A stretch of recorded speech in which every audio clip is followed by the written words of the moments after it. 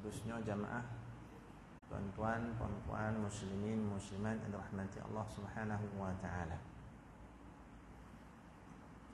Mula-mula bila mendengar pengurusi punya ucapan, saya rasa macam rancangan pencetus ummah. Gaya dia mulakan ucapan tu bukan gaya biasa-biasa, tu gaya dalam TV punya cerita. Gogon pula rasa nak berceramah sini. Dan lain macam punya. Alhamdulillah, Allah beri kita panjang umur, mana-mana pun masjid surau, masuk bulan Rajab. Inilah di antara aktiviti yang aktif di mana-mana lah. Ceramah, tausiah, tazkirah, maulid bersempena dengan peristiwa agung ni, mengingatkan kita satu sama lain walaupun setiap tahun. Dan dalam tahun tu bulan Rajab mungkin bukan sekali, beberapa kali, bahkan setiap hari sepanjang bulan Rajab pun ada donga ceramah senia, dia pergi setua, dia pergi dalam 9, luar ni 9, dalam taman, luar taman, semua di hujung. Alhamdulillah, walaupun setiap tahun kita dihidangkan dengan berbagai peringatan ilmu, buah mutiara kepada kita, tu kadang-kadang ada yang sama, kadang-kadang ada yang beza.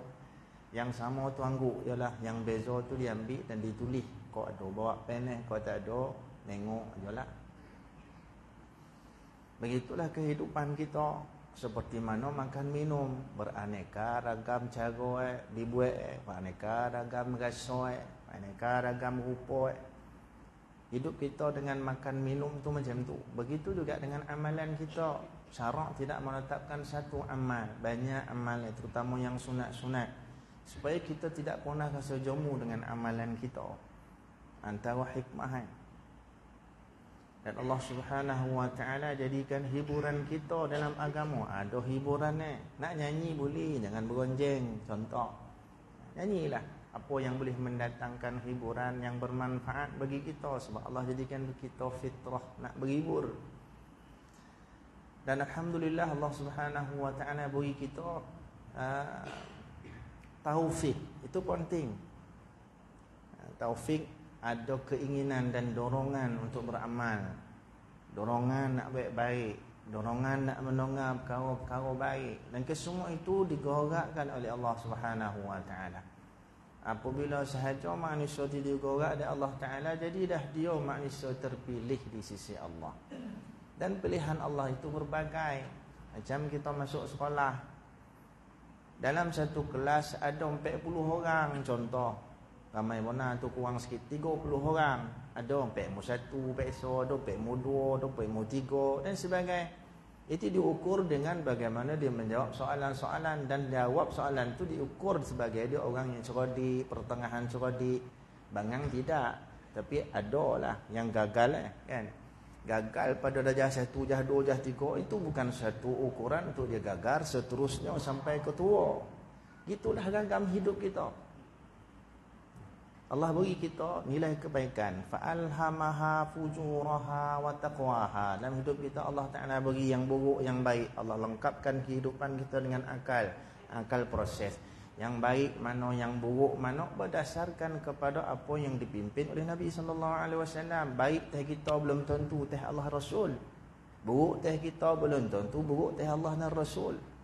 Begitulah kehidupan kita, dan itu semua asasnya ilmu. Sebab itu bila kita nak meneraka cerita Isra' dan Mi'raj, mesti persiapkan dengan ilmu. Ilmu tu yang menjadi sebab kepada kita dapat nilai pengajaran dalam peristiwa tu. Kalau setakat nongah tu lolap, nolap tak apa. Dia mesti ada nilai. Sebab tu Allah Ta'ala bila memulakan cerita peristiwa agung ini, Allah kata Subhana. Sebab itu perkataan yang menggambarkan supaya kita mempersiapkan diri mental dan spiritual untuk menerima cerita ajaib ini. Subhana Allah Ta'ala, kata maha suci Allah Ta'ala. Kita pun ready dah apa cerita hebat ni. Sebab rangkaian satu ayat itu ribuan cerita-cerita ajaib di dalam tu. untuk dikorek dan dikorek oleh para ulama yang diberi ilham oleh Allah Ta'ala, diberi hidayah oleh Allah Ta'ala, untuk kita kongsikan mutiara-mutiara kurniaan Allah kepada mereka. Sebab mereka ini semua waris para nabi. Innahum lam yuwarrithu dinaran wala dirhaman wa innama warrathul ilm. Mereka ini tidak mewarisi dinar dan dirham, harta dan duit ringgit, tetapi mereka mewarisi daripada para nabi itu ilmu mereka. Kita tadah aja. Tadah sungguh-sungguh. Sebab itu hari ini kita masing-masing kono ada kesedaran yang tinggi. Tidak ada benda yang diketepikan untuk jadikan sebagai satu manfaat bagi kita. Kelebihan banyak. Surau cantik, masjid cantik. Boleh dikatakan hampir setiap taman saya rasa. Kalau pergi mana-mana taman ada surau, ada masjid ni. Ada juga yang tak ada. Saya pergi satu taman dia macam elit sikit, masuk tu ada jaga, ambil nombor kereta, ambil IC, ambil lesen. Dia tak ambil kereta je. Semua benda nak dia ambil Dalam tu rumah ni tak ada pagar. Dia rumah besar-besar, bukan besar, godang. Kan? Rumah godang-godang dalam tu, tak ada pagar. Tak ada surau dalam tu. Jadi eloklah kita rumah kecil-kecil, surau besar pada rumah kita. Tu terbaik. Kan? Tak adalah salah rumah kita besar pada surau. Kan? Tapi kalau surau lebih besar pada rumah kita, cantiklah keselesaan untuk kita ibadah pada Allah. Kalau ibadah pada rumah kita, boleh saya kata tak cantik lah. Tak cantik dari sudut suasana, apa lagi dalam rumah kita menghadap kiblat betul-betul pintu jamban. Kan? Jamban sekarang semualah rumah. Bukanlah rumah dalam bilik. Kan? Dalam bilik. Saya sebut pasal ada orang tanya, Ustaz, macam mana saya kalau solat dalam rumah, orang perempuan tanya. Saya menghadap kiblat tu menghadap pintu jamban. Sini kati dah tak boleh adjust dah. Menghadap pintu jamban. Saya kata banyak ruang dalam rumah tu pintu jamban yang kau pilih apa? Lebih baik kita duduk dapur menghadap tongges lebih baik daripada menghadap pintu jamban. Kan? Nak baik macam mana? Rumah dah siap macam tu. Boleh siap cari mana arah-arah kiblat tu pintu jamban boleh. Pilih yang lain, ada serambi, ruang tamu kan. Kalau tak ada bona-bona lah pergi dapur tu. Ngadaplah tongges. Lebih baik, jauh lebih baik daripada ngadap pintu jamban. Kau tutup Ustaz? Banyak tu tanya kan. Kau tutup pintu jamban tu macam mana? Kat Nabi SAW pernah semayang, ada tirai depan ni. Tirai tu baru disangkut dari Sayyidah Aisyah radhiyallahu taala anha. Pada tirai tu ada corak. Corak tu macam mana tidak didetailkan dalam hadis. Ada ulama bahaskan, syarahkan hadis tu, kata corak tu corak corak bolang-bolang ke macam tu lah. Ada corak-corak bunga ko, ada corak-corak gambar binatang, macam-macam syarah ulama, tetapi bercorak lah. Nabi habis semayang, Nabi suruh turun dengan tirai tu. Syah, ni tirai ni mengganggu solat kan? Turunan. Sayyidah Aisyah pun tak ada banyak cerita. Dan Nabi kata turun lah. Kalau kita zaman sekarang, kita suami, ya Allah wabar, mah, ni tirai ni ganggu betul semayang dia. Bang gila apa? Baru semalam sangkut ni. Gila lelaki. Lelaki gila jam-jam tu. Kan? Contoh. Macam itulah kalau kita semayang, agak-agak antara tirai dengan pintu jamban, mana lebih mengganggu? Kono pula baru memburan potai punya keluar baru dalam tu. Kan? Mana lebih mengganggu antara tirai dengan pintu jamban tadi ni? Lebih-lebih lah lagi yang tu. Beralih lah. Sebagai contoh. Jadi, kita ni diberikan nikmat dari Allah Ta'ala. Kan? Ni kira surau kan? Tapi surau ni tahap macam masjid ni. Kan? Macam masjid ni. Selesai keluasan bagi saya kira tambah dengan ni lampu ni bukan dua warna pedah ni dah, cuma dia nak cantik je lah kan. Iya. Mahal dia paling mahal, pedah dia paling kecil sekali, betul tak? Macam itulah kita. Kadang-kadang bondo yang pedah kecil, yang tu yang paling kita besar sekali. Yang besar tu paling kecil yang kita anggap. Supaya ni cendelia ni bapak punya mahal ni, saya tengok cara lah. Dia tidak tahu jual lelong apa, wallahualam lah. Tapi nampak tu gaya tu mahal. Tapi peranan dia tak berapa bona, lebih mencorahkan yang putih-putih ni, kan? Nak ngomong kan cantik. Kan elok kita sembahyang suasana cantik, suasana selesa, tak cukup dengan aircon, kipas pun buka. Tu sebahagian daripada surau dengan kipas macam helikopter punya kipas tu. Kalau kita sembahyang selak habis kan melekat ni. Iyo, dibuka air laju kita sembahyang sujud terselak ke detek. Tu nak macam mana tu? Jadi tu keselesaan Allah Taala bagi. Kan? Selesa betul. Tu kalau tidak lagi orang kata apa? Tercuit hati kita nak bergerakkan kaki ke masjid, susahlah. Tu saya sebut awal tadi, pilihan Allah. Sebab tu Nabi SAW di Isra' dari Allah Taala, kenapa dia Nabi yang terpilih? Bukan sebarang-sebarang manusia ini perjalankan begitu punya hebat dan ajaib. Dan begitulah kita. Bila kita berada di masjid, kita insan terpilih. Kalau kita nak kata seumpama Nabi itu jauh, tapi sekurang-kurangnya istilah terpilih itu sama. Pilihan Allah kepada Nabi SAW itu jauh bezalah antara pilihan Allah terhadap kita. Tapi istilah terpilih itu ada. Jadi dah tu. Sebab itu dalam kisah Isra' Mi'raj, daripada mana ke mana? Daripada masjid ke masjid. Minal masjidil haram ilal masjidil aqsa. Padahal boleh aja Allah Ta'ala buatkan Isra' itu bermula daripada Jabal Rahmah contoh. Itu bukit terpilih. Ada riwayat itu bukit antara salah satu yang akan berada di dalam syurga. Jabal Rahmah, Jabal Uhud, Jabal Abil Qubais, Jabal apa lagi? Jabal Tur, apa nama Tur Sina tu. Dan beberapa bukit-bukit yang disebut akan berada dalam syurga. Kemuliaan dia ada. Kenapa Allah tak pilih bukit-bukit? Padahal bukit itu juga selain daripada nilai kemuliaan disebut dalam riwayat, dia juga kedudukannya tinggi. Kenapa masjid? Itu satu mesej Allah nak beritahu. Tempat yang terbaik di muka bumi, bahkan ada hadis khairu biqa'in fil ardi masajiduha wa syarruha aswaquha. Tempat yang paling mulia atas muka bumi masjid. Yang paling tak elok pasar-pasar. Yang kita pilih yang paling syok pasar itulah. Kan? Macam-macam lah nama Ion macam-macam lah. Itu pasal lakol itu. Bukanlah kata dosa apa tak, tapi kita nak membandingkan kemuliaan. Kemuliaan yang Allah dan Rasul letak, bukan siapa-siapa. Syarat meletakkan kemuliaan tu bukan mana-mana mulut siapa kata ni tempat mulia, tak ada. Allah yang kata. Kalau tuan-tuan tengok banyak masjid ditulis ayat sini ada tak? Innama ya'muru masajidallah. Ada tak? Tu, nampak dah. Tu ayat ni. Elok tu ayat ni, nampak tu. Pernah baca ke tidak? Tu AJK pun tak baca. Nampak? Tu AJK boleh tapi dia tak baca. Kadang-kadang dia pun tak tahu apa ayat ni. Ya. Ada satu masjid dia tulis di depan Allahumma ftahli abwaab rahmatik. Ada orang tanya, ustaz ni surah apa ni? Surah apa tu doa masuk masjid? Kan? Ini Abu boleh tanya surah apa? Innama ya'muru, tengok makna. Innama ya'muru masajidallahi man amana billah. Wah, ini yang mahal ni. Man amana billah wal yaumil akhir wa aqama salat atau zakah, tu tak ada apa. Dan hujungnya Allah kata walam yakhsha illallah. Ni kita nak cari. Ini yang dikatakan manusia terpilih.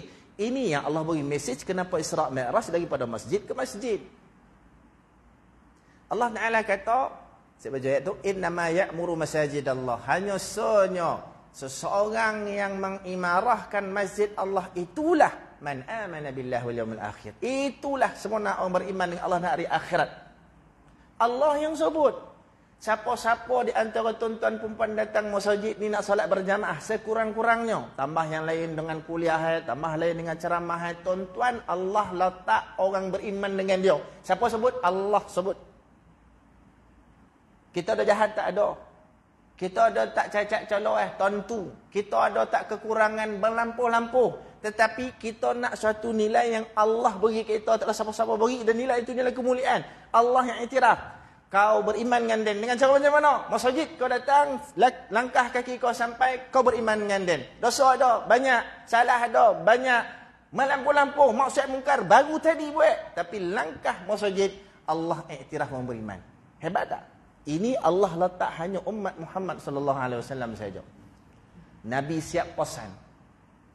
Idza ra'aitumur rajula ya'tadul masjid fashhadu lahu bil iman. Nabi kata, apabila kamu melihat seseorang biasa pergi masjid, hendaklah kamu saksikan dia dengan persaksian iman. Maksud dia apa? Kita nak kena sentiasa sangka baik dengan dia. Ni orang elok, ni orang saleh. Dan seumpama sekalipun kita mengetahui sejarah hidup dia sebelum tu bukan orang biasa-biasa. Hoi, hoya, hoi orang ni. Faham tak tu? Penyamun lah. Kan? Sekarang tak sebut penyamun lah. Sebut nyanyi lagu tu. Walaupun 7 ni orang kita kena, kita kau apa? Ni kepala otak kalian kau cek dia lah. Tapi bila mana dia cerita datang masjid, itu perintah Nabi. Kau kena tengok dia sebagai orang baik. Lepas tu dia baik jahat, itu macam mana dia dengan Allah Ta'ala untuk menghapuskan dosa kepada sebab datang masjid, ada nilai kafaratul lima madha. Itu kebaikan daripada datang masjid. Kafarah lima madha maksud dia apa? Penghapus dosa-dosa yang dah sudah, tuan-tuan tengok masjid. Dalam riwayat yang lain, siapa yang datang masjid, dia di antara duyufur rahman, duyufullah, tetamu Allah, datang masjid. Sebab itu masuk masjid, syarak meletakkan walaupun tidak hukumnya wajib, kita semayang 2 rakaat sebagai penghormatan kepada masjid. Bisa ada hormat ni. Sekarang tak ada. Kan? Melontuknya. Kaki kanan, kaki kiri tak pernah perhati. Tahiyatul masjid dah jauh dah. Datang pula, contoh, ada majlis akad nikah kahwin, je tengok. Ya Allah. Kan? Terutama orang perempuan lah, orang lelaki tak ada orang besok-besok ya kan. Tak ada orang lelaki dalam majlis akad nikah datang pakai singlet, ya tak ada. Yang datang nak pakai tantu arah ni orang perempuan. Orang lelaki tu tak ada apa. Kan? Sekalipun dah tudung sekalipun dah pakai jubah tapi masih ada kemungkaran dia buat masuk dalam masjid. Kena jagalah, kan? Jaga adab masuk masjid orang perempuan kan. Saya yakin dalam ni tak ada lah. Kok ada pun jauh lah kelaku tu kan. Mudah-mudahan tak ada lah. Kok ada anak bini kita ke apa-apa, kita nasihatkan. Kan? Masuk dalam keadaan dodah sana, dodah sini. Yang tak bertudung, dah tak bertudung. Rambut dah color lain. Color itu macam perang tak perang. Ni muka longot ni. Rambut perang apa lah roman ni. Longot faham tak longot? Tak faham longot. Macam mana longot? Golap lah, hitam. Kau sebut hitam kan ada kau cik hati. Sebutlah longot. Dah agak dah memang ada yang tak faham elok tak faham tu kan. Muka dah lah longot, bayangkan muka longot, rambut blond. Rambut perang. Tak kau huru-hara ke mana. Tapi passion, ngikut passion. Kadang-kadang dia ada produk macam-macam kan. TikTok jual barang sekarang ni, TikTok produk. Bukan setakat jual barang, dia jual maruah sekali. Betul tak? Sampai tahap tu sekarang ni. Iya. Kan? Dia jual produk nak mencantikkan kulit. Ada yang terbaru, tak tahulah kita. Kadang-kadang nak tengok benda lain, dia iklan masuk. Iklan nak memutihkan kulit. Kan? On the spot. Tuan-tuan gosok macam tu ya. Kan? Dia apa dipanggil percubaan kan. Dia carilah orang yang tangan-tangan yang kolap-kolap sikit. Yang corah tak ada kolap-kolap. Macam saya ni kira taklah kolap benar tapi bolehlah kan. Letaknya dia letak krim tu kan. Belah ni putih, belah ni kolap. Pak on the spot kan. Letak muka putih. Hidung gatal garu. Dah macam cantik cocak. Ni kolap, muka putih. Tak nak. Ini macam. Jadi tuan-tuan, Allah Subhanahu wa taala sebut orang yang datang masjid, orang yang beriman dengan Allah dan hari akhirat, dan perlu kita faham dengan adab-adab yang barulah kita terpilih dengan iman Jangan macam orang perempuan tadi. Dengan wangi-wangian cerita lain pula. Boleh tak wangi? Boleh. Wangi tu elok bagi kat laki kita, bukan kat orang lain. Ayyuma imra'atun ista'tarat famarrat biqaumin liyajadu rihaha fahiya zaniyah. Mana-mana perempuan yang berwangi-wangian tercium wangi dia kepada lelaki yang bukan mahram bagi dia, dia seumpama pelacur, kata Nabi SAW. Dia seumpama penzina, zaniah. Kan? Pakai minyak wangi menyucuk-nyucuk hidung. Bila dia duduk rumah dengan lelaki bau hanyir macam kesemilang. Macam ketelapia dia buat Rambut ni tak terus, merebang-rebang. Pakai baju kelawar, kuyak pula ketiak tu diberi kat lelaki Mak, kena adil lah kita. Kan? Pergi kerja, tak kisahlah cikgu, kau kerja pejabat, kau kerja swasta, kau kerja kerajaan, kau bersiap tu berapa jam siap nak memastikan kesempurnaan, cantik, wangi, gincu, merah. Pipi apa kali merah, mata hijau. Apa lagi? Ni hitam lah, takkan ni lah purple apa, bau mana? Letak maskara pula lagi. Kolip tu kan. Untuk apa tu? Untuk nampak cantik, nampak muda. Tapi bila kat rumah kan laki kau macam mana? Kan? Tak betul tu. Sehingga kalau kita buat apa yang baik-baik mendatangkan gembira pada suami itu telah jadi pahala. Kan? Tak nak dia cari pahala. Sedap pula dia buat dosa. Kan? Itu peristiwa tu ada digambarkan dalam peristiwa Isra Mi'raj. Macam mana perempuan diazab oleh Allah Ta'ala kerana tidak memelihara aurat maruah dan seumpama.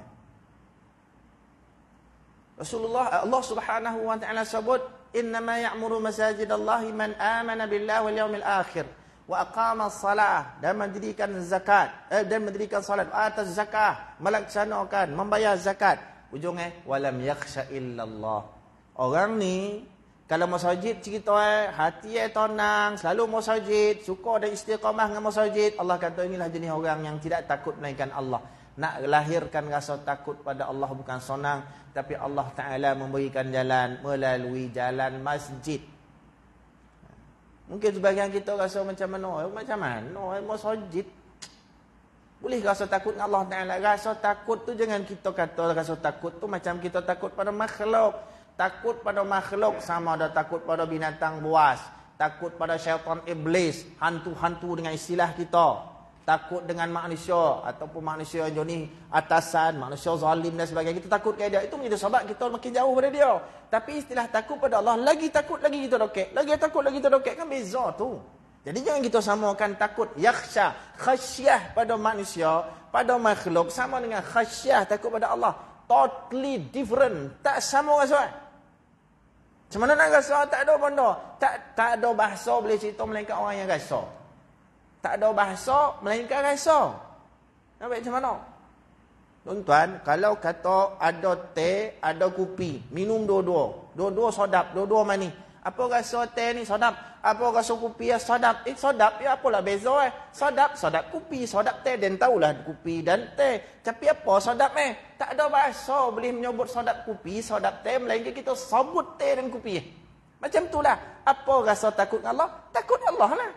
Macam mana rasa takut. Takut apa? Takut dia pusing situ lah. Dia tak ada bahasa. Dia ada rasa. Hanya ada kita boleh beri dia. Kau nak, kau baik sini. Kopi teh, kau nak, kopi kedai ni, kau bawa sebab rogo RM1.5, kau bawa RM1.5, color cina, gambar cina, kopi minta gerak cina, dia beri jalan ni. Kau ambil, kau baik, kau panihkan, kau rendam cina berapa lama semua, kau letak gula sekian-sekian banyak, lepas tu kau minum. Itulah rasa yang dan dapat rasa. Dia beri jalan ni. Dia nak cerita rasa tak boleh. Macam mana dia dapat? Allah beri jalan. Mana jalan ni? Masjid, simple ya. Tuan-tuan yang percaya tak? Saya percaya. Kan? Ada di antara kita dia dapat rasa takut Allah. Tapi dia tak boleh nak bagi bahasa apa dengan takut Allah Ta'ala ni. Tapi ada tanda. Ada tanda. Jalan kereta, naik motor, jalan kaki. Tiba-tiba Allahu Akbar, Allahu Akbar. Dengar itu, dia sungguh rasa tak selesa. Pergi ke mana dia tak boleh. Melainkan tapi masjid dulu dia semayang, selesai jemaah pun dia boleh kata dan tenang. Itu tanda dan alamatnya. Di antara, banyak lagi. Di antara dalam jiwa dan hati dia dah ada khasyah yang disebut Al-Quran tadi. Nak bahasakan tak boleh. Hanya rasa. Tapi alamat dan tanda ada. Ya. Ni kan cerita dua orang, tiga orang. Dia habis diumpet. Kita duduk sebelah ni. Ya. Kalau Dan bercakap, tambah. Dan pun sama dapat dosa. Dia mangkuk dan ayun. Kalau Dan nonga tadah aja pun dapat. Gak sebahagian. Dia tak tahu. Tak boleh jadi nak bongkar. Dia bongkar tu pasal apa? Ni lah cerita. Sebab dalam ni dah ada tu. Dia tak boleh. Dia rasa macam sama dia. Benda-benda yang Allah benci ni. Itulah khasyah. Kalau katakan rasuah itu benda yang sangat membinasakan ar-rashi wal murtashi finnar, kata Nabi. Yang bari yang timur dua-dua neraka, konang-konang pula. Lama dah, dia tak buat dah benda tu, taubat dah. Taubat dah. Tapi bila dengar ceramah orang tu potik benda yang dulu 30 tahun dulu dia buat, meleleh betul pasal apa? Ada khasyah ni. Orang tak ada ni dia tak jadi tu. Ada alamat dan tanda. Allah beri jalan mudah. Kau nak capai tu, duduk masjid. Tu ayat orang-orang. Allah kata walam yakhsha illallah. Jonih yang mengimarahkan masjid, dia tidak takut melainkan Allah. Bukan takut menggigit, tidak. Lain. Itu yang dia dihadap dan dirasa oleh Rasulullah sallallahu alaihi wasallam. Orang yang paling takut kepada Allah dan sekaligus orang yang paling sayang pada Allah. Dia jalan sekali. Itu pelik Kita kalau takut ke orang, tak mungkin kita sayang dalam masa yang sama ke dia. Tapi tidak dengan Allah. Takut dengan takut yang bersangatan, sangat sayang yang bersangatan. Boleh. Apa nama? Kita beramal, Allah meletakkan syarat penerimaan amal kita ikhlas. Ikhlas. Kalau tak ada ikhlas, tak terima. Itu hakikat yang Nabi SAW sebut dalam hadis. Apa pula ikhlas? Satu ketika seorang lelaki datang jumpa Nabi SAW, tanya, "Ya Rasulullah, mal ikhlas?" Apa dia ikhlas? Rasulullah senyap tak jawab. Sebab urusan agama tunggu daripada Allah Ta'ala beri jawapan wahyu. Urusan-urusan biasa tak apa. Nak makan apa? Nasi. Tak payah tunggu wahyu. Itu memang keperluan sebagai manusia biasa. Fitrah, tabiat. Itu tak bersalah. Dari urusan agama, dia tak. Wa ma yantiqu 'anil hawa in huwa illa wahyun yuha. Ini mesti wahyu. Diam. Tanya Jibril alaihissalam. Diam. Tanya Allah Ta'ala, bawa jawapan. Ya Muhammad, qala Allah tabaraka wa ta'ala, al-ikhlasu sirrun min asrari. Ya Muhammad, Allah firman, ikhlas itu adalah rahsia daripada rahsia-rahsiaku. Yang aku letakkan pada hati seorang hamba-Ku yang telah aku jatuh kasih kepada dia. Kasih. Dia takut. Cerita kasih pula. Kan? Ikhlas, Allah dah letak kasih ni. Kasih ke Allah Ta'ala. Kan? Kasih, takut, dia boleh jalan sekali. Tak ada masalah. Bila dah ada kasih, Allah letak ikhlas. Soalan ni, macam mana nak dapat kasih Allah Ta'ala? Macam-macam cara. Nyarambi cara nak dapat kasih Allah Ta'ala. Tapi yang disimpulkan, amal. Amal ada sunat, ada wajib. Amal ada zahir, ada batin.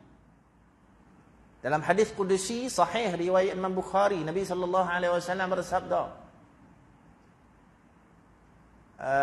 Allah Ta'ala firman, yataqarrabu ilayya al-'abd, innal 'abda yataqarrabu ilayya bin nawafil hatta uhibbah.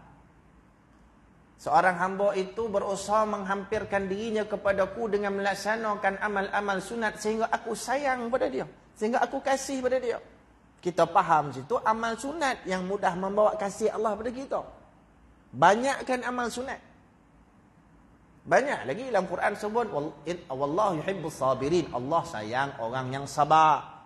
Innallaha yuhibbul mutawakkilin. Allah suka, Allah sayang orang yang bertawakal. Dalam hadis izhad fid dunya yuhibbukallah. Bersifat zuhudlah kamu di dunia, nescaya Allah akan sayang pada kamu. Yang sabar, yang tawakal, yang zuhud itu amal batin, amal zahir tu. Sembahyang sunat, puasa sunat, sedekah sunat. Ada zahir, ada batin. Banyak malam-malam untuk datangkan sayang Allah Ta'ala kepada kita. Tapi kesemua tu boleh terimpun pada satu tempat, nama masjid. Nak sedekah, masjid. Banyak kan hari Jumaat saya tengok. Hari-hari besok pun tengok. Jangan lupa tu tabung biru, saya punya madrasah. Kan? Masuklah sikit, dengan tidak. Di tempat nak sembahyang sunat, ni tempat Nak berkata yang baik, ni tompek. Semua ni tompek yang terbaik. Sebab Allah jadikan ini tompek yang paling mulia atas muka bumi. Nabi SAW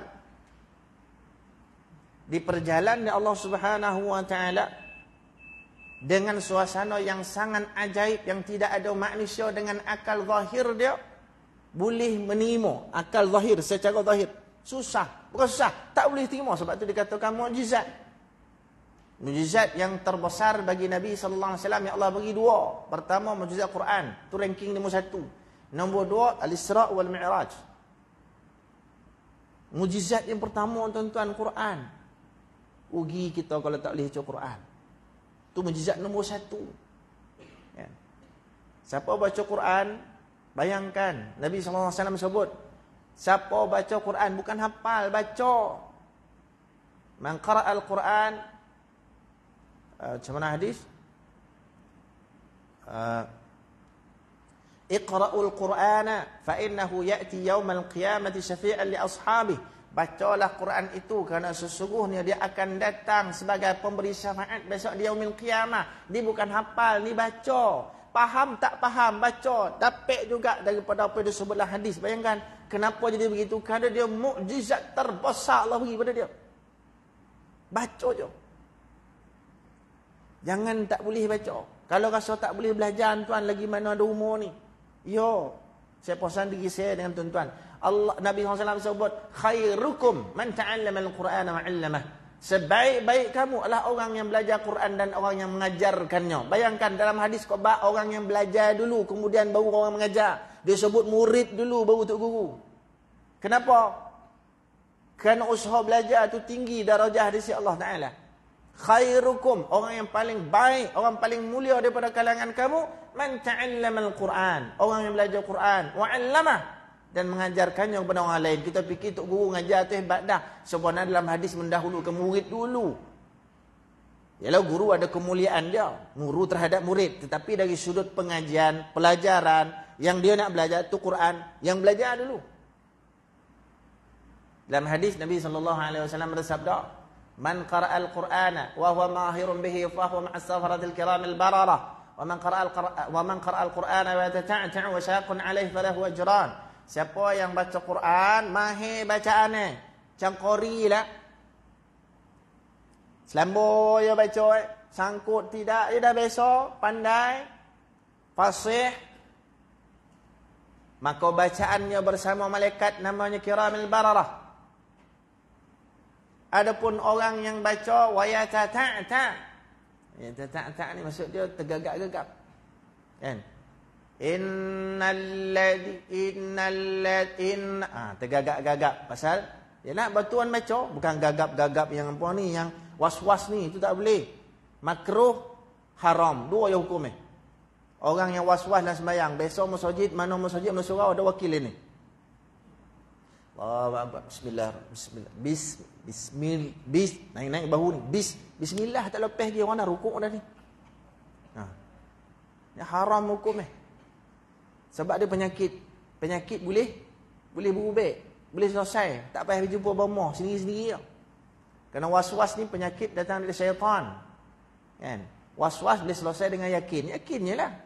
Yakin walaupun terasa salah, lontung je lah. Nak dapat yakin, kemudian lepas tu okey lah, kan? Bismillah sampai naik bahu, bismillah. Habis ceramah, habis main isyak, tengok dia makan sekali, bismillah, elok lah boleh lepas.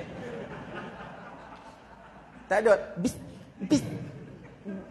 tak ada dah kan.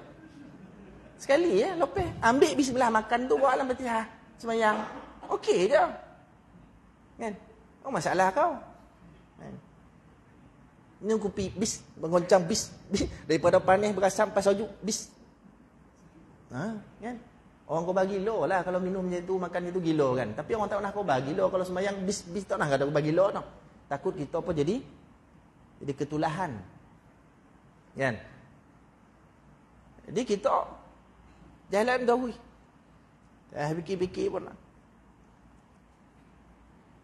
Apa cerita asal saya lupa dah tadi. Mana nak Ustaz balik pun cerita saya tadi. Ada mana nak cerita dia tu. tuan-tuan boleh ekor ni, itu masalah ni. Tak boleh nak diharap pun tak ni. Tak apalah.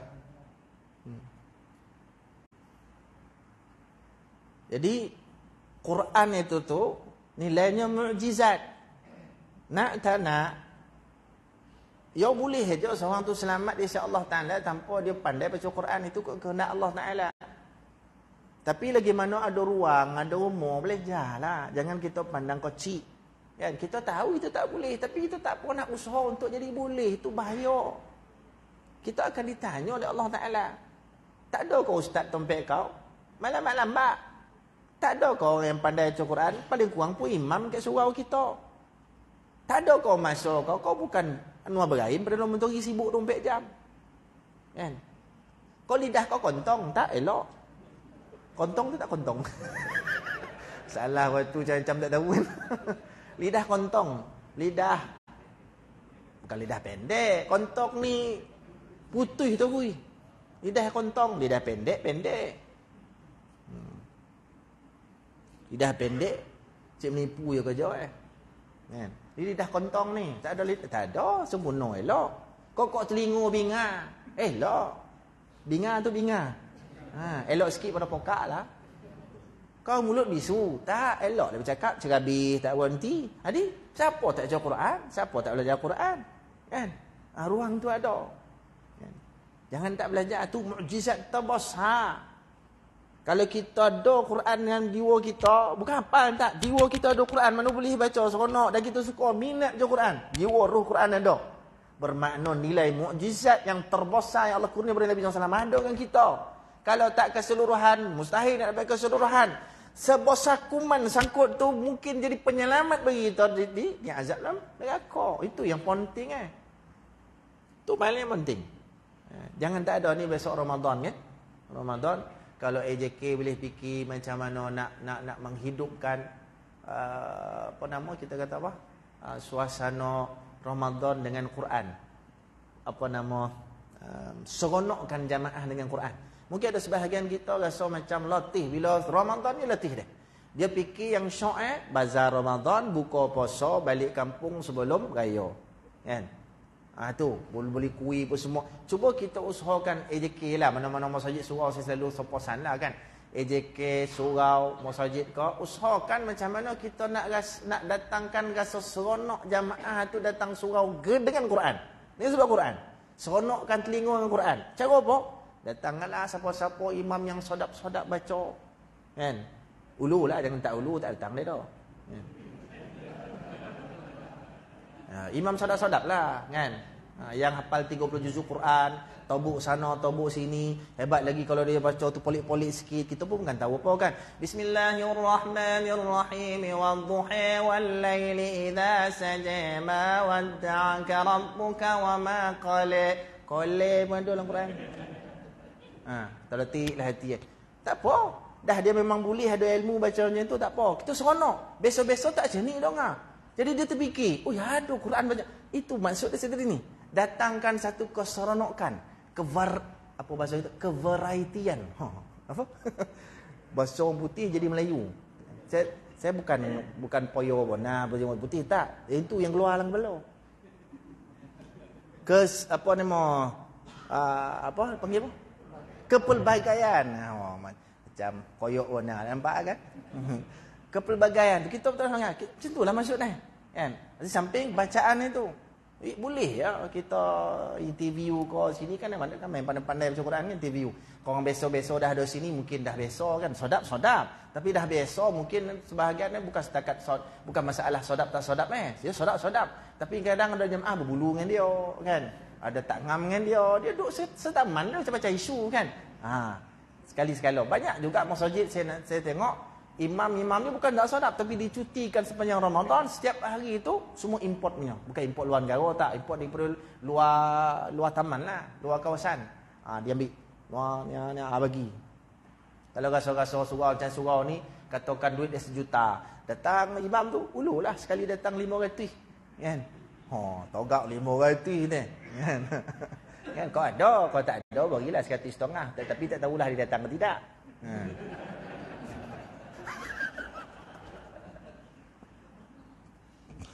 Ya bondo elok, besok mahal. Kan tuan-tuan janganlah kata, inilah orang zaman sekarang jual agama. Tak, tu bukan dia jual agama. Dia pun kadang bukan minta pun lah, kan. Tapi kalau tak beri pun dia pun tak datang. Jadi tuan-tuan tengok kan, banyak juga masjid. Saya sekali ceramah Ramadan, bodi azan dulu ke? Dekat puncak alam. Bukan puncak alam. Kamu Kemuning apa ni yang dekat Shah Alam tu, Kota Kemuning. Dan masjid besar situ selalu tentera sembahyang situ. Itu pun masjid ni. Tuan-tuan pun bukan tahu mana, tak apa. Masjid tu besar. Masjid tu besar, kan? Dia biasa dia memang tentera-tentera sembahyang situ banyak. Orang luar pun ada. Jadi situ tiap malam yang jadi imam sepanjang Ramadan, saya ni pentazkirah, datang tazkirah ya imam orang lain. Tiap-tiap malam dia ada senarai jadual. Tiap-tiap malam imam dia adalah qari-qari yang pernah masuk pertandingan musabaqah tilawah peringkat kebangsaan. Kalau tahun tu dari berapa peserta? Semua kalau 10 peserta, 10 peserta tu jadi imam. 10 tak cukup, ada baki 20 contoh, 2020. Baki yang lain tu dia ambil peserta yang tahun sebelum tu. Tahu semua qari semua. Memang sedap lah tuan-tuan bacaan ni. Memang sedap. Kita yang ikut ni rasa macam nak ulang ke situ pergi jauh, kan? Jauh pun nah, kan? Memang syok hidup suasana tu. Kan? Di masjid dekat USJ lah tu masjid. Dia ambil masa tu saya sembahyang situ pun jadi tazkirah juga. 2 imam luar, satu Indonesia, satu Thailand. Satu Indonesia, satu Thailand. Dua-dua dia sadap baca tambah hafal 30 juzuk Quran. Memang sadap baca. Dia bertukar. Dia 20 rakaat, 10 rakaat seorang, 10 rakaat lagi seorang lagi. Kan? Memang leko tuan-tuan, bacaan itu memang kita leko. Dia dibayar sepanjang tempoh seorang 60,000. Tuan muncung kan? Mana nak cokau 60,000, mana nak cokau surau ni kan? Yang tuan muncul yang sekitar duit kan. Saya yakin sebenarnya sini tuan-tuan ada orang yang sangat pemurah bila-bila nak keluar, tapi tak kita tak ngecek kat dia. Ngecek tak ngecek. Pergilah ngecek kat dia. Tak apa ngecek untuk surau, bukan tempolok kita. Kok ngecek tempolok kita, ya. Tempolok faham tak tempolok? Tempolok ayam. Itu kan untuk kita, untuk surau. Kita pun menyalurkan bahagian macam mana nak dapat pahala daripada duit yang tak tahu kat mana nak salur itu. Kan kadang duit dia banyak. Dia pun fikir mana nak sedekah, dia pun bagi nak sikit, bagi nak sikit, bagi nak sikit. Berikan cadangan. Kita cadang tahun ni nak dapat imam lah 60,000 macam mana. Tengoklah muncung kan. Kalau tak keluar muncung itu okey tu, insya-Allah. Nampak harapan. Kalau 60 orang meeting, 60 muncung, tu tutuplah mesyuarat tu. Contohlah kan. Itu Quran. Lagi mana ada masa kita belajarlah tuan-tuan, insya-Allah. Banyak kebaikan yang Allah Taala beri pada kita. Rasulullah sallallahu alaihi wasallam, Allah menggambarkan, Allah menceritakan tentang peristiwa Isra Mi'raj, semua benda-benda ajaib yang biasa kita dengar tiap-tiap tahun bila Rajab saja ceramah Isra Mi'raj. Mungkin sebahagian kita hafal dah daripada Nabi sallallahu alaihi wasallam tidur bangkit dijemput dek Jibril alaihissalam naik burak apa nama masjid, ikut masjid, bukit mana, gunung mana, hafal kita dah. Lepas tu sampai daripada Al-Asr naik pula ke langit, lapis 1 pi 2 pi 7 Sidratul Muntaha, Arasy, semua naik tu. Kan? Semua kita hafal dah. Kesemua itu Allah Taala simpul satu, linuriyahu min ayatina. Untuk kami perlihatkan tanda kebesaran dan kehebatan kami, yakni Allah. Allah nak tunjuk dia tu hebat. Allah nak tunjuk dia tu berkuasa. Allah nak tunjuk dia tu maha segala-galanya dia tu. Ya. Macam yang isu yang jadi sekarang kan, goncang Turki, gompo dibagi dak Allah Taala. Kita ni bila ada isu-isu besar yang melibatkan dunia global, macam-macam teori keluar. COVID.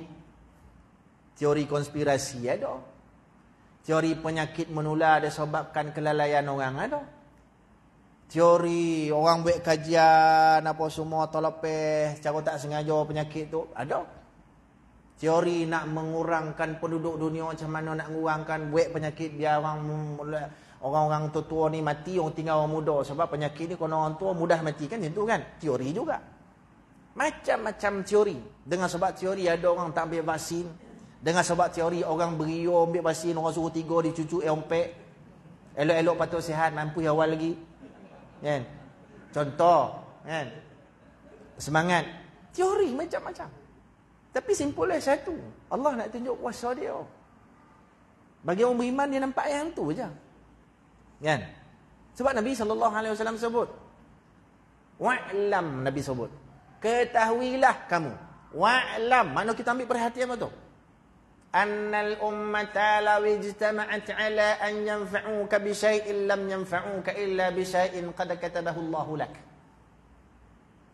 Walau ijtama'u ala an yadurruka bi syai'in lam yadurruka illa bi syai'in qad katabahu Allahu 'alaik. Rufi'atil aqlam wa jaffatis suhuf. Nabi sallallahu alaihi wasallam kata, ketahuilah kamu sekiranya seluruh manusia, seluruh umat dunia ni berhimpun untuk memberikan satu manfaat kepada kamu, satu manfaat pun kau takkan dapat melainkan apa yang Allah telah izin dan tetapkan kau dapat. Begitu juga sebaliknya, ke semua manusia berhimpun nak berikan mudarat pada kamu, penyakit sampai nak mati kau apa kau, takkan hinggap mudarat itu sikit pun melainkan apa yang Allah telah takdirkan kepada kamu. Itu pegangan kuasa Allah Ta'ala. Macam tu juga gempa bumi. Teori juga. Teori apa? Teori hub ni kan. Hub apa nama? Kan orang nak porang cara moden sekarang kan. Saya pun tak tahu pun nak hurai tu, tapi adalah baca tu. HAARP kan. Ini kan. Tuan-tuan pun kan tahu benar dah kan. Dengarnya lah. Ada yang tahu tu tapi dia baik tak tahu kan. Ustaz cerita-cerita lah. Aku suka kau lah tu dia. Jadi itu teori. Teori porang lah. Ada lagi yang kata ni sebab bala daripada Allah. Ya, okeylah, paling tidak ada kaitannya dengan Allah. Bala pasal apa? Di Turki ni ramai orang tak boleh baca Quran. Ada video dia viralkan orang Turki ramai tak boleh salawat. Ada, bagi saya kalau tu cerita di Malaysia mula nampak kan. Jadi itu bagi saya, ya, kalau nak kata tak patut pun ada patut kalau kata patut pun ada tak patut Cuma yang paling besar itu nak menunjukkan kuasa Allah gempa bumi ni. Begitu juga Nabi pernah sebut lebih 1400 tahun dulu, ini sebagai petanda sebagai petanda hampir berlakunya kiamat. Hadisnya sahih, riwayat Imam Bukhari ada, riwayat Imam Ahmad ada, riwayat Imam Tirmizi ada. Banyak ulama hadis meriwayatkan hadis yang sama. Makna agak sikit beza. Hadis Imam Bukhari daripada Abi Hurairah radhiyallahu taala anhu, Nabi sallallahu alaihi wasallam bersabda, "La taqumus sa'ah hatta yuqbadal ilmu wa tukthara az-zalazil wa yataqaraba az-zaman wa tudhhara al-fitan wa yukthara al-haraj." Atau kama qala, Nabi sallallahu alaihi wasallam bersabda, tidak akan berlaku kiamat melainkan hatta yuqbadal ilm, sehingga Allah cabut ilmu. Apa maksud cabut ilmu? Dalam riwayat lain Nabi kata mencabut ilmu bermakna Allah mematikan para ulama. Banyaklah ulama Allah ambil. Bahkan ulama muda-muda Allah ambil. Tinggal kita atau konten-konten yang tak apa ada. Kan? Tak ada. Oleh sebab itu ada majlis-majlis ilmu datang lah tuan-tuan. Kita tak katalah sampai tahap biar ada ulama ngajabu kita ada. Tak. Mana-mana yang ada ruang yang menyampaikan ilmu pada kita, sikit pun sikit lah. Yang kocik pun kocik lah. Ambil, jangan tak ambil. Jangan sampai tahap dah tak ada ruang kita nak belajar dah. Yuqbadul ilm. Tanda hampir kiamat, Allah cabut ilmu, Allah mematikan para ulama. Itu secara pasti dan pasti memang berlaku dan sedang berlaku dan akan berlaku sampai kiamat. Allah tarik Allah Ta'ala matikan seorang para ulama. Yang nombor 2, Nabi SAW kata, wa tukthara az-zalazil, banyaknya berlaku gempa bumi. Ini hakikatnya. Yang kita kena ambil pelajaran. Ini sebagai petanda satu kekuasaan Allah. Nak buat mana-mana pun jadi. Nombor 2, nak bagi tahu ini petanda nak dokek-dokek dengan kiamat. Maka saudara-saudari, lah ada ruang ibadah, Jangan cicir, jangan tinggal. Ada ruang nuntut ilmu, buat. Ada ruang nak buat kebaikan, jangan ditinggalkan. Tu maksud masa dah suntuk. Kan? Itu. Nombor 3. Wa yudhhiral fitan. Berleluasanya fitnah. Fitnah tu cukup banyak. Cukup contoh satu saja dan sangat berleluasa dan dia punya impak dan kosannya sangat mendalam kepada mana-mana masyarakat dunia hidup. Dia mendatangkan mudarat yang sangat dalam. Apa dia? Handphone. Kan? Ya. Handphone kan macam kan?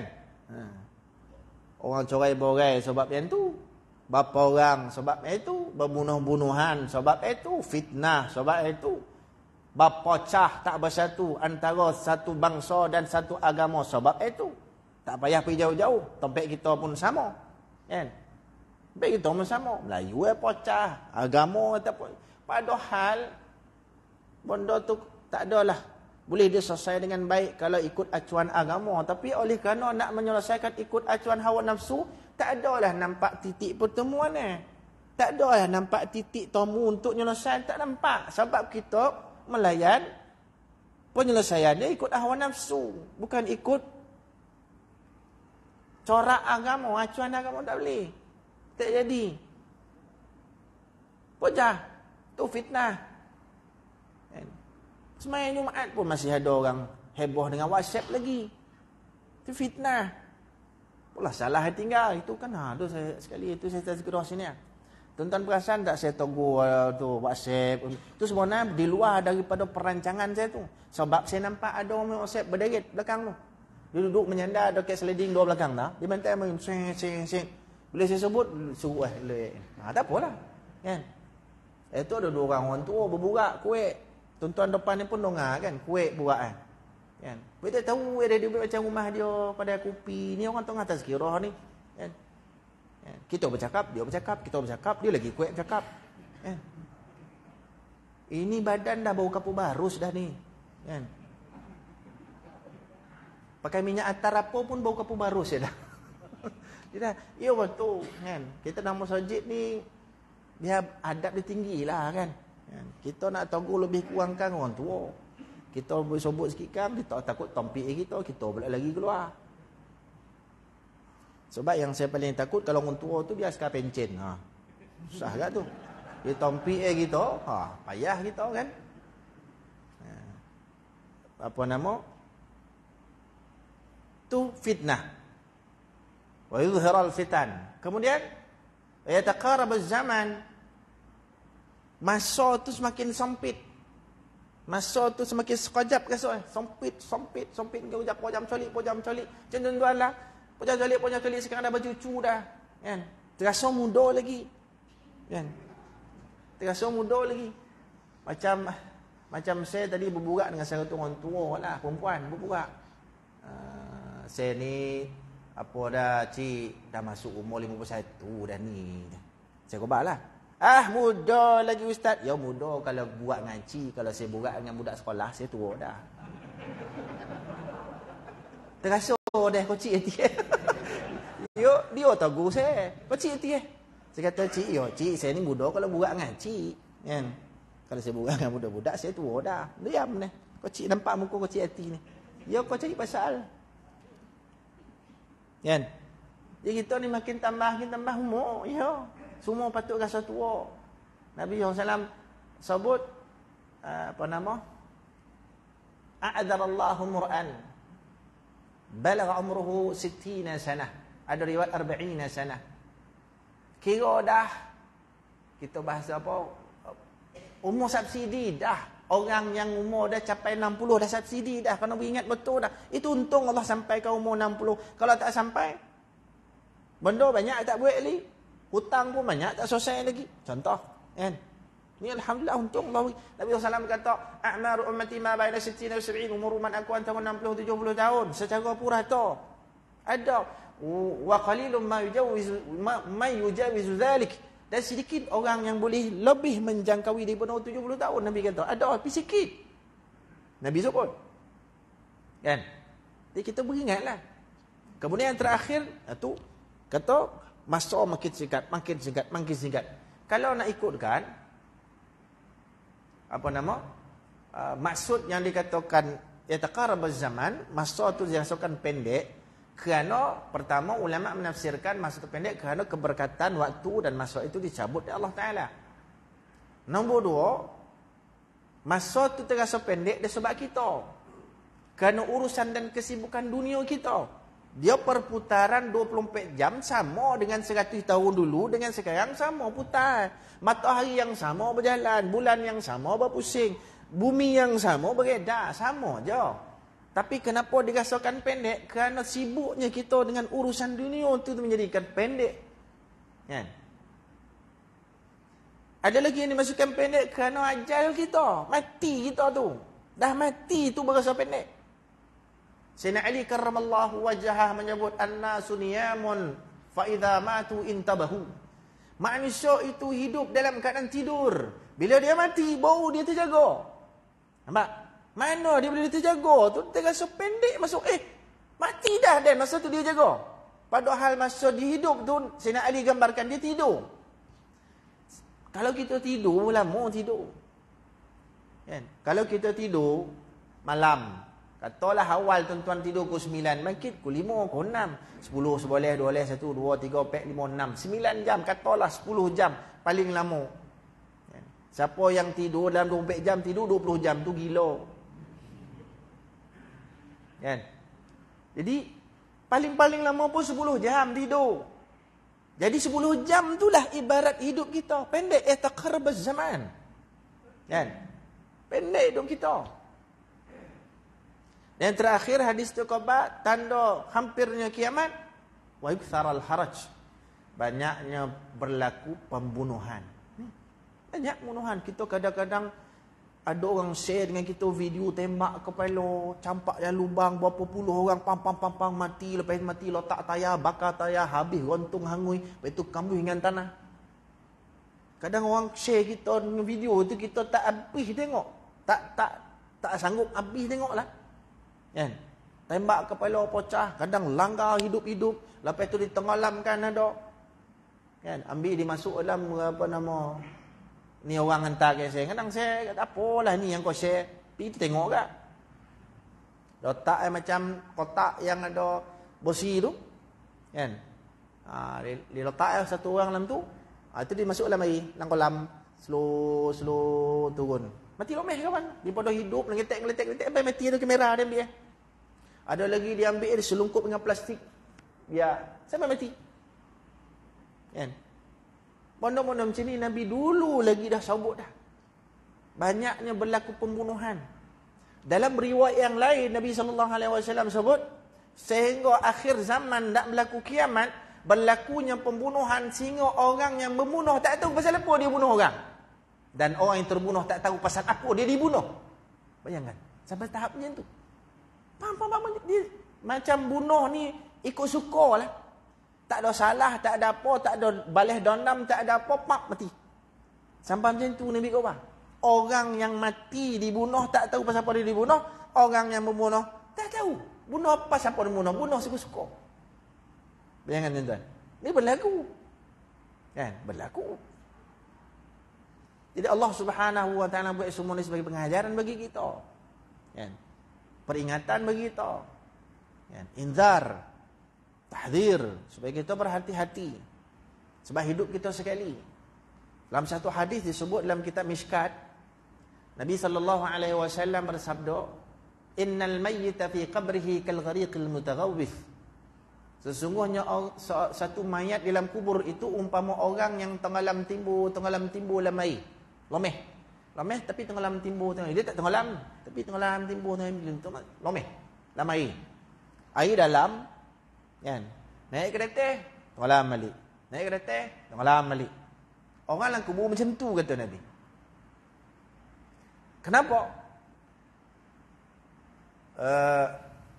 Innal mayyita fi qabrihi kal ghariqil mutaghawwith yantaziru da'watan tulhiquhu min ummin aw abin aw akhin as-sadiq. Kan? Mereka itu menanti-nanti dan menunggu-nunggu doa daripada emak, apak, adik beradik, kawan, saudara mara apa semua habislah. Dia nunggu-nunggu ni. Siapa yang dia nak masa hidup, berilah apa patut kau beri. Tak dapat ni. Tak sampai-sampai ni. Dia nunggu-nunggu. Lemih. Tengah lam timbul. Fa idza lahiqathu kana ahabba ilaihi minad dunya wa ma fiha. Tapi bila dia dapat saja Fatihah, dia cucu mu 3. Cucu ada 38 yang nombor 3 bagi. Al-Fatihah kat wan kita Pulanah binti Pulanah. Kat atuk kita Pulan bin Pulan. Fatihah dia. Dapat yang tu satu cucu Fatihah kat dia. Tu umpama yang lebih bernilai daripada dunia dan isi kata Nabi. Satu riwayat dia seumpama dapat hadiah amsalil jibal, seumpama bukit yang besar. Hadiah daripada orang hidup atas dunia, masih hidup atas muka bumi terhadap dia yang dah berada dalam alam yang berbeza, nama dia barzakh. Dapat ada hubungan orang hidup dengan orang mati. Jangan dikatakan bid'ah. Tak boleh. Ada hadisnya. Kan? Macam tu Nabi kau bah. Sebab tu bila kita lalu kubur, kita beri salam lah sekurang-kurangnya tuan-tuan. Beri salam. Assalamualaikum ya ahlad diyar, Nabi ajar. Bukalah kitab Azkar Imam Nawawi. Ada beberapa lafaz yang diajar dalam tu melalui hadis-hadis Nabi sallallahu alaihi wasallam. Assalamualaikum ya ahlad diyar. Ada lagi riwayat assalamualaikum ya ahlad dari qaumil mukminin. Ada lagi assalamualaikum ya ahlul kubur. Bolehlah kau. Nak bahasa Melayu pun boleh. Takut dia menyawat dia. Assalamualaikum ya ahlad diyar. Minal muslimin wal muslimat antum sadiqun wa inna insyaallahu ta'ala bikum lahiqun ghafarallahu lana wa lakum nas'aluka Allahumma lana wa lakumul afiyah. Selain daripada kita berikan salam, kita mengucapkan salam, kita juga mendoakan dia pengampunan. Ghafarallahu lana wa lakum, mudah-mudahan Allah ampuni dosa-dosa kami yang masih hidup dan juga dosa-dosa kamu yang telah meninggal terhadap dosa dulu masa hidup. Nas'aluka Allahumma lana wa lakumul afiyah, dan kami berdoa supaya Allah mengurniakan kepada kami dan juga kamu afiyah. Afiyah bagi kita masa hidup terlepas daripada segala yang Allah benci. Afiyah bagi orang yang dah duduk dalam tu terlepas daripada segala azab daripada Allah. Afiyah. Kan? Kalau macam kita yang dokek-dokek ni macam saya, dokek dengan ekonsip tu kan. Memang boleh kata tiap-tiap hari saya lalu situ tu. Tiap-tiap hari. Boleh kata. Assalamualaikum ya ahlal diyar. Assalamualaikum ya ahlal qaumil mukminin. Assalamualaikum ya ahlal kubur. Beri salam. Tak kisahlah mana-mana kubur. Pokoknya beri salam. Asalkan pastikan kubur orang Islam. Kubur Cina. Assalamualaikum. Tak contoh kan. Jangan. Kan? Dia takkan nyautnya. Bahkan yang kita beri salam, kalau dah ada di antara yang berada dalam kawasan kubur yang dah meninggal dunia tu, dia kena kita masa hidup, dia tahu kita yang beri salam ni. Dia tahu dah. Dia kena suara kita. Dia kena kita yang menyampaikan salam kat dia tahu dah. Ya. Tak ada hadis eh. Dalam kitab Tazkirah Imam Qurtubi ada hurai benda ni. Kan? Mudah-mudahan paling tidak kenapa kita kena sentiasa orang begitu? Pertama mati satu benda yang sangat besar, dahsyat. Kan? Rasulullah sallallahu alaihi wasallam menyebut ma raaitu manzaran qad afdha'u minal qabr. Aku tak pernah melihat suatu suasana yang lebih dahsyat daripada suasana kubur. Ini hadis ni sebelum Nabi di Mi'rajkan. Lepas Mi'raj, tu dahsyat lagi lah. Nabi kata, aku tak pernah tengok satu suasana yang lebih dahsyat daripada kubur. Tu yang kita akan tempuh semua. Kawan-kawan kita yang dah bertempuh dah tak tahu macam mana. Mudah-mudahan afiah. Kita ni, mudah-mudahan dengan doa kita, salam kita, Fatihah kita, pada di kubur sama ada yang kita kena ataupun kita tak kena, mudah-mudahan bila kita duduk dalam tu ada pula Allah hantar orang lain yang boleh untuk mengucapkan salam yang sama macam kita buat dulu ni. Macam kita hidup. Ada dapat assalamualaikum ni. Ini kan tengah malam timur kita ni. Nabi kau baca hadis ni. Mudah-mudahan mantap kita. Tak tengah malam timur kita. Pasal apa? Tiap hari ada Fatihah daripada anak kita. Tiap hari ada Fatihah daripada adik-beradik kita, kawan-kawan kita, cucu kita dan sebagainya. Paling tidak assalamualaikum. Dia bukan semestinya masuk kuasa kubur, duduk tepi kubur kita, baru beri salam, baru dapat. Tak. Daripada duduk rumah pun boleh. Tapi dia kerana lalu kawasan kubur tu menampakkan kubur tu sendiri, selain daripada kita beri salam, ambil peringatan bahawa kita juga akan mati masuk dalam kubur yang sama. Itu saja. Jadi tuan-tuan, Allah Subhanahu wa taala bagi kita peluang. Umur kita masih ada, sihat pun sihat, alhamdulillah. Kalau tak sihat kita mungkin tak mampu nak datang masjid surau untuk solat berjamaah paling tidak. Ya sakit ada, bukan tak ada. Adalah gaut sikit tapi taklah sampai jalan seret kaki tu, tak ada lah. Boleh lagi jalan, ngencot-ngencot dah sikit gaut pasal apa? Ya, tadi sotong 3 baku di balon mana tak nyeret kaki ya. Dah tahu gaut jangan kau balon sotong, udang. Tak ada apa. Kita makan dia makan kita. Anda. Niat ubek, anda. Lepas solang 2-3 hari, mana rumah ni tak ada. Ada rumah tu tak gaut. Badan hukum. Tadi anda nak supaya gitu kan. Tak ada mana ni semua joki Allah Ta'ala. Jangan dikata lebih kurang. Makan joki Allah ni. Iyo. Kan? Nabi SAW juga bondo. Nabi juga sebut. Kullu aslu kulli da'in al-baradah. Punca segala penyakit tu parut. Nabi pun sebut. Ada lagi riwayat berpantang itu juga salah satu daripada berubat. Ada lagi. Jadi kita tak habis baca. Kan? Kita belajar supi, tersumbek telinga. Kan? Bukan makin lapang telinga. Berkorak nganti telinga. Kena korek. Korek apa? Cantik lalu sufi Itu sokat. Kan? Ramai saya jumpa tu. Kan? Apa nama? Kawan kan? Ialah dia kawan sesama ustaz. Kojak ceramah ni musim ceramah ni. Kan besok lepas ceramah makan kan. Kambing makan apa makan. Dia rezeki pada Allah Taala. Tapi pada kalau dah penyakit, slow lah kan. Kalau kambing apa semua, tuan kalau baik kambing janganlah suruh kau lagi. Paling tidak bungkus kalau tak boleh makan kan. Ustaz ni tak boleh makan ni dia. Tak boleh dah. Janganlah suruh kan. Yang ada tu keluar kan. Kalau belum lagi tu ingatlah kan. Itu je. Ya ustaz alah sekali ya ustaz makanlah. Ya sekali tuan-tuan sekali dia ni dah 3 boleh sekali dah. Ceramah kali ke-3 boleh ni. Makanlah ustaz sekali bukan tiap-tiap hari. Tuan-tuan yang sekali kita dah 3 boleh dah ni. Besok baik boleh pula. Contoh kan. Tapi rezeki pada Allah Taala kan. Kena jaga kesihatan juga tuntutan daripada syarak kan. Musa alaihissalam sakit perut, dia doa pada Allah, ya Allah sakit perut bona. Ada riwayat ni. Tak tahan sakit perut kan. Ada penyakit dalam perut kan. Allah wahyukan kepada dia, ada satu daun di Bukit Tursina tu kau ambil, kau makan. Ambil elok sakit ni. Kan. Jadi tempoh berapa lama datang lagi sakit ni. Dia pergi naik bukit tu, dia ambil daun yang sama dia makan, tak elok. Munajat dekat Allah Ta'ala. Dia kan boleh bercakap direct dengan Allah. Wa kallamallahu Musa taklima. Ya Allah, dulu sakit perut mana? Dulu dah sakit perut. Kau suruh ambil daun tu dia makan elok. Kali ni dia sakit perut, dia makan daun tu tak elok. Ya Allah, dia. Ya dulu kau sakit, kau nak cari ubat, kau minta ganden dan kau bar daunnya. Kali ni aku sakit, kau tak minta pun, tapi ambil ya. Nampak tak? Itu adab macam itulah kita. Kan? Jadi saya nak ngobarkan tadi tu, kita ni usaha tu kena ada. Dia ada sakit, jangan buat bondo yang boleh menambah sakit kita. Ataupun kita belum sakit, jangan cari penyakit. Itu dia. Kan? Jadi kalau Allah Subhanahu Wa Taala jadikan kita sehat pun, semua ibadah pun semakin jadi lengkap, kan? Makin elok. Kalau sembahyang Ramadan tarawih ini kalau imam buat 20 rakaat, tak adalah 8 rakaat dah keluar kan. Kan? Tapi sehat pun keluar juga ada kan. Ataupun kalau imam baca dengan agak lama sikit, satu muka surat satu apa nama? Lepas Fatihah satu muka surat baca, kita steady lagi kan. Tapi imam yang sedap bacalah. Kalau yang tak sedap tu memang takkan steady punya kita kan. Yo, itu penting, bukan kita nak merendahkan siapa-siapa tak, tapi inilah kata seni ibadah. Sampai Nabi kata, Nabi khabar laisa minna man lam yataqanna bil Quran. Bukan daripada kalangan kami orang yang tidak mencantikkan baca Quran tu. Ya kita kali itu boleh, cantiklah.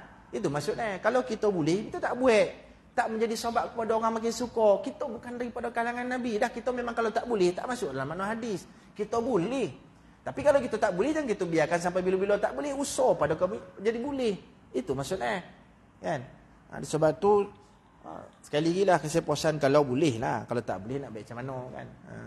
Kita carilah imam-imam. Kalau dah sedia ada, Alhamdulillah. Tak payah susah-susah. Tapi kalau kita rasa ada keperluan, kalau yang nak cari sodap tu ustaz, memang kita kena cari luar. Yang ada ni sodap-sodap tapi macam Kalau makan kek tu macam ada lilin tak ada apa macam itulah kan. Kita cari yang sempurna contoh. Yang sedap betul lah. Kan? Cari make sure juga dia punya sound system itu elok. Macam ni okey dah ni kan. Okey cantik dah. Ada satu surau kau masjid ke mana-mana lah. Kadang imam baca hebat dah, cantik dah.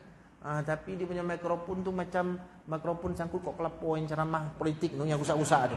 Kan? Yang tu. Kan? Kalau hujan kau langsung tak dengar. Kan? Yang tu. Tu tak elok lah.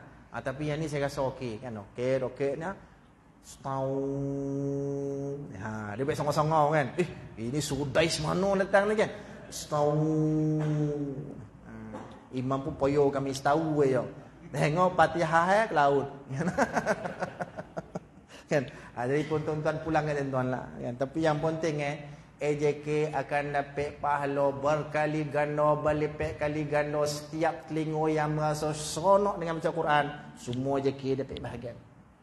Ini benda Kalau ibarat lah tuan-tuan. Kalau orang baik, satu kebaikan yang orang buat ni dapat kat tuan-tuan 100. Katakan 1000 orang datang, 100,000 tuan-tuan dapat. Saya rasa ramai orang nak jadi AJK. Tapi kerana kalau janji itu dengan ganjaran pahala tu yang jadi kita tak berapa benar tu kan. Dibayangkan kalau setiap orang yang seronok, saya yakinlah kalau mana-mana imam baca sadap, kita semua seronok. Jangan tuan-tuan percaya tak? Kalau katakan tarawih tuan-tuan, tarawih penuh dalam ni kan, penuh dalam ni. Kalau tuan-tuan undang daripada mana-mana bacaan imam yang sadap, kita fikir macam mana kita nak bayar, macam mana kita nak bayar. Ustaz Qobana boleh 1000 kan. Yang nak bayar. Contoh. Kalau tak boleh 6 boleh 1000, 8 boleh kan. Jadi contoh kita fikirkan duit. Tuan-tuan sadap penuhnya. Ni mulut semua bercakap ni. Kan. Kau tahu tak? So Nasimul Hikmah tamu imam dapat bapak sadap ni. Esok next day melempah berkeluar. Pasal apa? Sadap ni. Tak payah tuan-tuan elan susah. Yang ke masjid USJ tu dia siap umum. Siapa-siapa yang nak bantu imam, malam ni kita buat kutipan hanya untuk berimam saja. Lebih 20,000 malam tu. Allah hantar. Ramadan ni bukan bulan besok. Bulan rezeki, ada hadisnya. Yuzadu fihi rizqul mu'min, Nabi kata. Bulan Ramadan, bulan yang Allah tambah rezeki orang mukmin. Siapa yang ada dalam masjid, tu baru kita baca ayat tadi ni. Orang yang beriman kepada Allah saja yang duduk dalam masjid ni. Dan Allah jamin rezeki orang mukmin di dalam bulan Ramadan. Kita umum aja insya-Allah ada celah-celah tu. Yang nak bagi duit kan? Kalau kita rasa agak borek lah, ni urusan nak menyodapkan anak-anak mama, menarik perhatian jamaah dengan seronok suasana Ramadan dengan bacaan yang sadap ni, kita rasa dari sudut masalah jadi sudut duit, insya-Allah tu bukan masalah besar lah. Dah banyak saya jumpa dah, bukan masjid besar, bukan surau besar, surau kecil aja. Kan? Tapi oleh kerana kesungguhan dia cari imam sadap-sadap, tak tahu pula imam tu sanggup. Saya tak tahulah berapa banyak di Hulu tapi gaya-gaya banyak tu sebab surau kecil. Tu imam tu sanggup datang duduk situ, tapi taklah sepenuh Ramadan. Saya ingat ada dalam 5-6 hari jugalah. Kan? Ataupun mungkin lebih, saya tak pasti. Tapi situ sehari dia. Kan? Pasal apa dia boleh menarik itu? Mungkin, wallahualam, dia bayar agak lumayan sekali datang 1000 teh. Mungkin imam tu akan tanya, ada hari lain yang kosong tak? Dia offer. Kan? Ya. Apalah salah kan? Masyuk.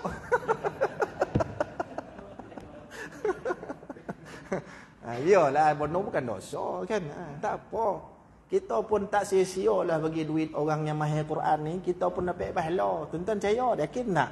Kalau kita bagi sumbang pada imam yang sadap tadi ni, setiap ringgit yang kita sumbang tu adalah seperti mana bahagian kebaikan yang setiap huruf yang dia baca jadi imam tu.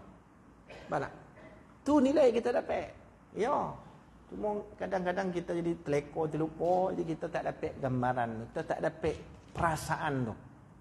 InsyaAllah tuan-tuan, mudah-mudahan tak lama kita nak puasa ni kan. Ni Rajab, lepas Rajab kita dah penghujung dah. Lepas ni Sya'ban, tak sampai sebulan kita akan masuk Ramadan. Jadi usahakan memperbanyakkan doa. Allahumma barik lana fi Rajab wa Sya'ban faballighna Ramadan, seperti mana yang Nabi SAW doa. Sampailah kepada penghujung Sya'ban, Kemudian perbanyakkan puasa sunat di bulan Syaban, terutama jangan ditinggalkan nisfu Syaban, insya-Allah. Kebaikan dan fadilatnya tak perlu dihurai, tuan-tuan masing-masing saya yakin semua dah faham dah, sebab setiap tahun puasa sunat Syaban tuan-tuan tak tinggal. Jadi mudah-mudahan Allah Subhanahu wa taala sentiasa memberi panduan, hidayah, petunjuk, taufik pada kita, segala kebaikan Allah Taala dorong untuk kita. Dan Allah jadikan kita sentiasa suka baik-baik dan suka melihat orang baik-baik dan suka kita nak melaksanakan kebaikan sesempurna yang mungkin. Dan yang paling penting mudah-mudahan Allah Taala dorong kita untuk sentiasa berada di masjid. Paling tidak solat berjamaah, up lagi sikit untuk berada sentiasa dalam majlis ilmu supaya boleh memecah setiap kejahilan kita dalam hal-hal agama, insya-Allah. Jadi tuan-tuan rahmatullah, cukuplah sekadar itu, mudah-mudahan beri manfaat pada kita. Setiap yang baik daripada Allah, kekurangan daripada diri saya sendiri. Qul qawli hadza wa astaghfirullahal azim li wa lakum, sallallahu alaihi wasallam maulana Muhammad wa ala alihi washabihi wasallam. Subhanakallahumma bihamdika asyhadu an la ilaha illa anta astaghfiruka wa atubu ilaik. Allahumma arina al-haqqa haqqan warzuqna ittiba'ahu wa arina al-batila batilan warzuqna ijtinabah. Allahumma faqqihna fid-din wa 'allimna at-ta'wil. Allahumma rabbana zidna 'ilman warzuqna fahma. Allahumma barik lana fi Rajab wa Sya'ban faballighna Ramadan birahmatika ya arhamar rahimin. Sallallahu ala sayyidina maulana Muhammad wa ala alihi washabihi wasallam. Walhamdulillahi rabbil alamin. Assalamu alaikum warahmatullahi